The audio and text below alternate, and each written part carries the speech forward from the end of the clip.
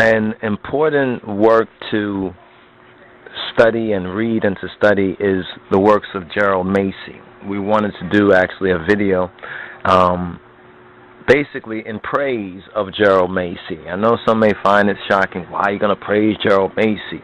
Wasn't he another white boy, a peck of wood, or like some people would say that. But hold up for a moment.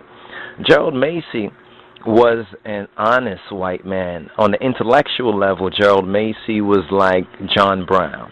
In other words, as John Brown was or is accepted and believed to be that one who stood up for black rights or the enslaved Africans, even at the cost of his own life, on the intellectual level, and especially vis-a-vis Egyptology, Gerald Macy is likewise. Gerald Macy, at a time which was before his time, openly opposed the false white supremacists and global white supremacy's Aryanology,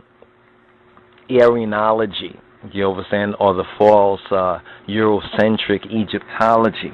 And he basically said bluntly and plainly that Egypt, as well as the Bible's origins, are African and are black. And not that he just said this, but he proved it. And if you look up Gerald Macy, he's known mostly as a poet. But it's very interesting that his best works are Egyptological and are ancient Egypt.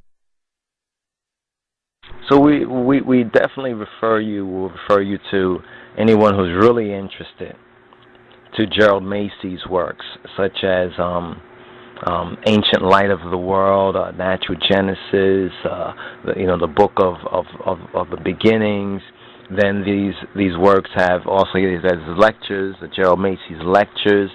I think what we need to do is actually put some of these links up there and also make available some of the PDFs. The PDFs are actually out there. You can Google some of them, and some of them you can find and download and print out or read on your computer or your one of these type of devices that they have, technological devices. There's a lot of different names for them. We're not going to go through all those, like your iPod or your iBook or so forth and so on.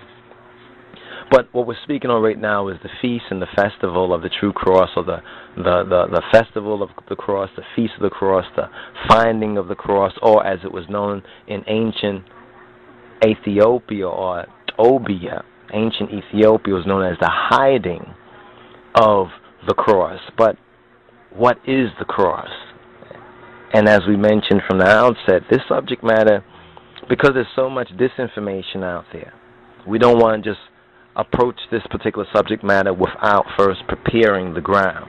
And a part of preparing the ground is to do this particular preview or preliminary reasoning. And the first thing we wanted to do is just to announce to ones that this is the Meskel Baal, or this is the Feast of the Cross, and to say to one and all, Inquan le Meskel Baal bedachna aderesawo aderesachu. Congratulations that he, Ha Elohim Baruchu Ekziavi Herlotu Subhat, has brought you safely to the feast and to this feast time and to this feast season. So Inquana le Meskalua Baal Besalamina Bedesita Aderesawo Aderesachu. Now, what does cross mean biblically? What does tree mean? How is the cross associated with the tree? And what does this story about Queen Eleni, or Helena, the mother of the first supposed Roman so-called Christian emperor of Rome, her going about to find the wood of the cross and her finding this wood of the cross, what does it really mean? As we mentioned from the first part, that it's an Nkokalish. And Nkokalish is a riddle. And Nkokalish also has Misalayawi Kwankwa, or parabolic, metaphorical speech to it. So, unless one really first of all, is initiated. They just believe that, well, this feast and festival which Ethiopia keeps is just based on the the Roman Emperor Constantine's mother's finding of a piece of the wood in Jerusalem. But here's what's very interesting, just to give you a